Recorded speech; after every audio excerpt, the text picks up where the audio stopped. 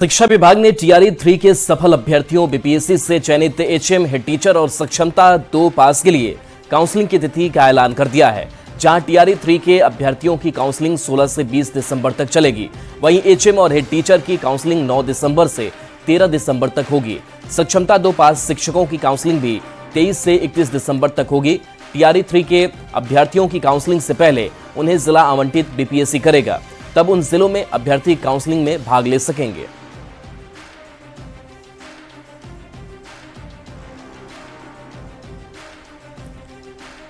लखीसराय में राज्य स्तरीय युवा उत्सव का आयोजन होगा और बिहार के कला संस्कृति मंत्री और डिप्टी सीएम विजय कुमार सिन्हा ने ये कहा है कि 30 नवंबर से कार्यक्रम शुरू होने जा रहा है, जो 2 दिसंबर तक चलेगा। राज्य के सभी जिलों के लगभग 13 विद्या के प्रतिभाशाली कलाकार अपने अपने कला का प्रदर्शन करेंगे। यह महोत्सव राज्य के रचनाशील युवाओं को अपनी प्रतिभा को प्रदर्शित करने का एक मंच उपलब्ध कराता है।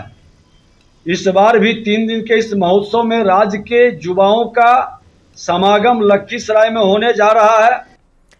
पूर्व सांसद आनंद मोहन के बेटे चेतन आनंद और चिराग पासवान के बीच बयानबाजी का मामला तूल पकड़ता जा रहा है। शिवहर के 0 माइल चौक पर दोनों के समर्थकों ने एक दूसरे का पुतला जलाया। इस मामले को लेकर फ्रेंड्स ऑफ आनंद और एलजेपी आरवी कार्यकर्ता आमने सामने नजर आए।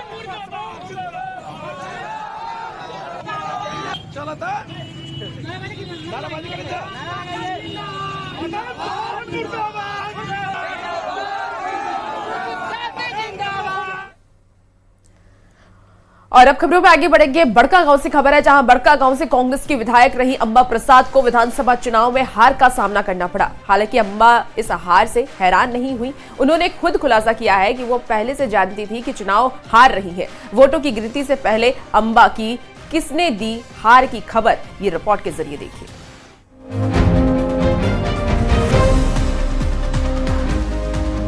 कभी घोड़े पर बैठ विधानसभा पहुंचकर सुर्खियों में छाने वाली अंबा प्रसाद इस बार विधायकी खो चुकी हैं।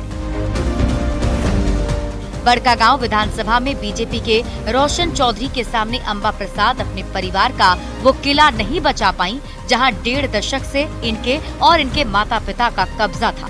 2019 के चुनाव में सबसे कम उम्र के विधायक बन इतिहास रचने वाली अंबा प्रसाद इस बार खुद इतिहास बन गयी।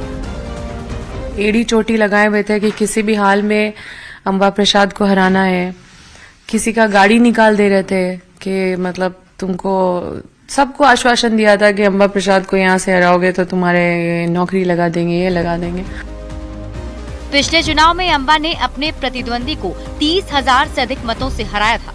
समय का पहिया 24 के चुनाव में ऐसा घुमा कि लगभग उतने ही वोटों से अंबा को इस बार हार का मुंह देखना पड़ा। हालांकि किस्मत की मतपेटी खुलने से पहले ही अंबा को हार का अंदाजा हो गया था। अंबा का शक तब और गहरा गया जब वे महाकाल के शरण में पहुंची थी। जैसे हम पूजा कर रहे थे तो हम आंख बंद करें तो उसी समय मेरे सामने एक चित्र आ गया कि हम चुनाव हार गए। वहीं पे मुझे ये दिख गया था।